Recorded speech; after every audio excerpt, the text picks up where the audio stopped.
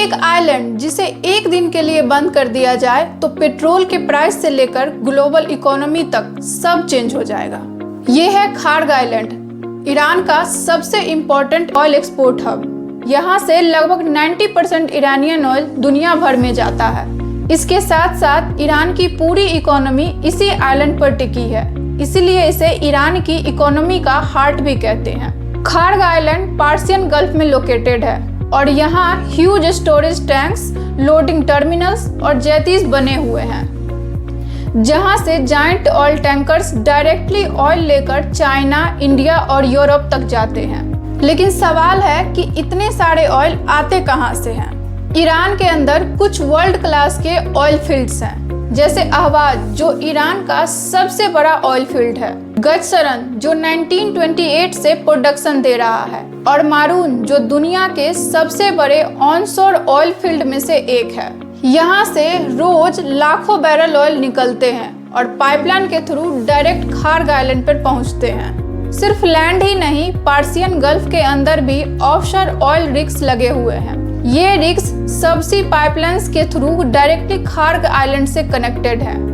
मतलब लैंड और सी दोनों जगह के ऑयल एक जगह खार्ग आइलैंड पर कलेक्ट होते हैं। 1970 में ईरान ने इस आइलैंड को डेवलप किया था as a global oil hub. Pipelines, storage tanks और एक्सपोर्ट टर्मिनल्स का एक मैसिव नेटवर्क बनाया गया। वही कैपेसिटी की बात करें तो खार्ग आइलैंड मैक्सिमम 30 से 34 मिलियन बैरल्स ऑयल स्टोर करने की कैपेसिटी रखता है, जबकि डेली एक्सपोर्ट की कैपेसिटी 7 मिलियन बैरल्स है। लेकिन रियलिटी में अप्रॉक्स 1.6 मिलियन बैरल्स ऑयल ही डेली एक्सपोर्ट होते हैं, जिसका सबसे बड़ा हिस्सा approx 1.4 million barrels oil Iran China को डेली एक्सपोर्ट करता है। So basically China Iranian oil का सबसे बड़ा बायर है। और अभी अमेरिका ने जब खार्ग आइलैंड पर एयर स्ट्राइक किया, जिसमें अमेरिका का दावा है कि उसने ईरान के 90+ मिलिट्री टारगेट्स डिस्ट्रॉय किए हैं और वहां लगातार 2 घंटे तक एक्सप्लोजन होते रहे हैं। अमेरिका ने ईरान के missiles, storage bunkers, naval bases और डिफेंस सिस्टम और माइन स्टोरेज फैसिलिटीज, इन सब को टारगेट किया। लेकिन ऑयल स्टोरेज टैंक्स और ऑयल एक्सपोर्ट टर्मिनल्स इनको टारगेट नहीं किया। बेसिकली अमेरिका ईरान पर प्रेशर बनाना चाहता था। अमेरिका का मकसद था कि ईरान स्ट्रेट ऑफ हॉर्मुज को रीओपन करे। यहाँ तक कि अमेरिका ने यह भी बोला कि अगर ईरान स्ट्रेट ऑफ हॉर्मुज को रीओपन नहीं करता है तो अब उसके ऑयल इंफ्रास्ट्रक्चर को डिस्ट्रॉय किया जाएगा।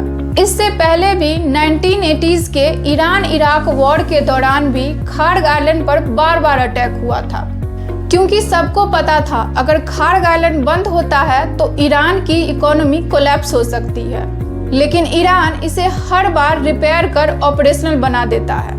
आज के टाइम पर ईरान का सबसे बड़ा ऑयल बायर चाइना है, लेकिन अमेरिका अगर खार्ग आइलैंड के ऑयल इंफ्रास्ट्रक्चर पर अटैक करता है और अगर सप्लाई रुकती है तो चाइना में भी ऑयल के प्राइसेस बढ़ सकते हैं। इसके साथ साथ चाइना को दूसरे कंट्रीज जैसे सऊदी अरेबिया और रसिया से महंगे ऑयल खरीदने पड़ सकते हैं। फिर भी चाइना अपनी स्ट्रैटेजी से इस सिचुएशन को हैंडल कर लेता है, लेकिन इसका सबसे बड़ा इम्पैक्ट ईरान पर पड़ेगा, क्योंकि उसकी पूरी इकोनॉमी ऑयल एक्सपोर्ट्स पर टिकी हुई है।